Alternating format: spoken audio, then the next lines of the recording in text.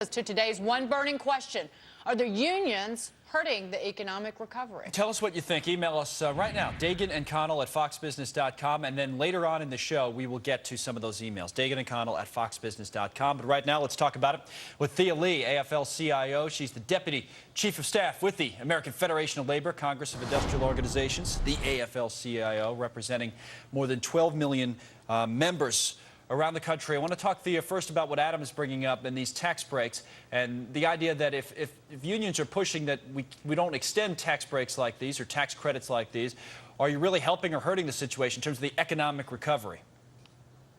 Well, there are a lot of things that we need to do in order to get the economy back on track. We need to create jobs, we need to invest in America, and that takes some money. People are concerned about the budget deficit. So we have to think about ways that we can raise taxes in key places in order to raise the revenues we need to be fiscally responsible. So I think there's a balance of measures that are out there. The most important thing that we need to do, though, is to spend on infrastructure so that we can put millions of people to work rebuilding our country, our bridges, our highways, our schools, making our transportation system more efficient and more modern. Right. Those are really important. Well, these are short-term things, right? The putting union members to work in the short term is what the infrastructure spending would do, and what the stimulus measure has done to some extent. Now, what I want to talk about, we could sit here talking about how much money is being poured into the campaign by any number of organizations, including yours, but we all know everybody's spending a lot of money. AFL-CIO, the public unions, the Chamber of Commerce, some other right-leaning groups. Everybody's spending a lot of money. From your point of view, what do you want to get for that money? What's the return on investment from this election for the AFL-CIO economically?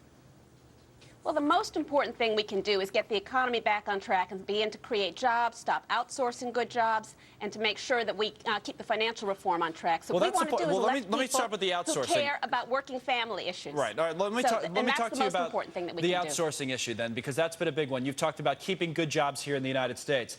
We talk about it on this show all the time. Those jobs are leaving regardless. They're going to go somewhere. Either they're going to go to China like they are now, or if, you know, the Chinese let their currency appreciate, they're going to go to, who knows, they could go to Bangladesh, they go to Thailand, they're going to go somewhere. But the jobs are leaving. What's the plan for creating American jobs here in the future, the type of jobs we need for this century, not trying to bring back jobs we know are leaving anyway? Well, that's exactly the right question, and I think you're a little bit defeatist or fatalistic about it. Jobs don't have to leave. They leave because tax conditions and trade policy are making it more favorable and more profitable for multinational corporations to take good jobs out of the United States. Or technology is making it more favorable. Not sometimes, almost all the time it's technology.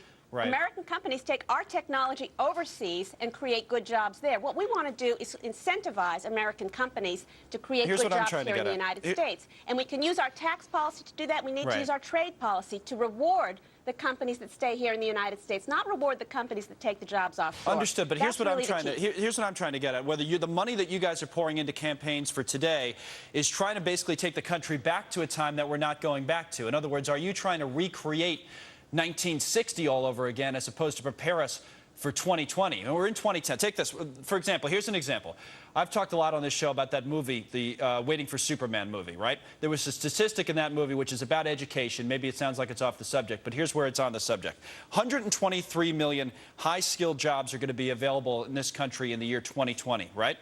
Of those jobs, there are going to be 50 million Americans qualified to fill them right now. So what are you guys doing to prepare your membership for that time, as opposed to trying to go back to another time? Well, nobody wants to go backward. We want to go forward. We want to bring this country into the 21st century with a really strong, skilled, no, but if you're trying to take jobs back and with a modern infrastructure, nobody's trying to go backward. But you're trying to take jobs back we're going forward. that have already left. No, we're not. What we're trying to do is to create apprenticeships. No, we're not. We're trying to keep companies from taking jobs out of the United States. That's not going backwards. But those jobs, the point is those jobs are leaving anyway. So why are you trying to fight that as opposed to trying to prepare for other jobs that might be there in the future? The jobs are going to be there. There are American jobs that will be there, right? And what are you doing to prepare your membership for those jobs as opposed to spending all this money on an election? We're doing a lot of things to prepare our members for those jobs. One of the things that we do is invest in apprenticeships, joint labor management apprenticeships, so that we make sure that our members have the skills they need for the jobs that are going to be there. We work together with our Okay. employers in order to do that. That's fine. We also have been talking about investing in teachers and in education, and that's a place where the Republican Party hasn't been very helpful to Fair. us. They've Those been cutting points are both funds fair, but for I'm just saying, teachers. isn't it disingenuous to tell people that, you know, if they vote for candidate X, they're going to keep your job here in the United States, when everybody knows that at some point those types of jobs are leaving regardless, just Well, I because don't know who that's how the everybody world is. works. I don't know who everybody is, because Well, other I'm countries, gonna tell you other what, I've wealthy never talked to- industrialized countries Right. I have haven't strong talked to any manufacturing expert. sectors, I haven't and talked that's to what one. we need to have. Hold on, I'll tell you who everybody is. I haven't talked to one expert outside maybe of the labor movement who does not think that those jobs are leaving regardless. They'll make the argument that, hey, listen, it might be a matter of time, it might be a matter of where they go, but because of the advancements in technology and the changes in the economy internationally, not just here, those jobs are leaving, regardless Well, of I what can you give you do. a list of a lot of experts who believe that it is possible, and in fact it's necessary, To delay for the the United inevitable. States of America to have a strong manufacturing sector if we're going to be successful in the global economy. We're not going to close our trade deficit. We're not going to stop borrowing from the rest of the world if we can't produce more of the goods that we consume right here in the United States. So we you need to think make it possible manufacturing for is the industry of tomorrow as opposed to the industry of yesterday? Absolutely. Some parts of manufacturing, advanced manufacturing, high-tech manufacturing. Shouldn't the United States of America be able to build computers and export them from the United States? Shouldn't we be able to build the solar panels and the windmills that are going to be the green technology of the future? Absolutely. We have the ability. We have the best workforce in the world. We have the best companies in the world. We have a lot of technology and a lot of skill. We absolutely need to be at the forefront of making things in America again, and that's the only way that the United States is going to rebuild our middle class and regain the economic strength that we need to compete in the global economy. Thea, thank you. Thank you for coming on. We appreciate you making all your points today and hope you come back. Thanks for having me. Thea Lee from the AFL-CIO.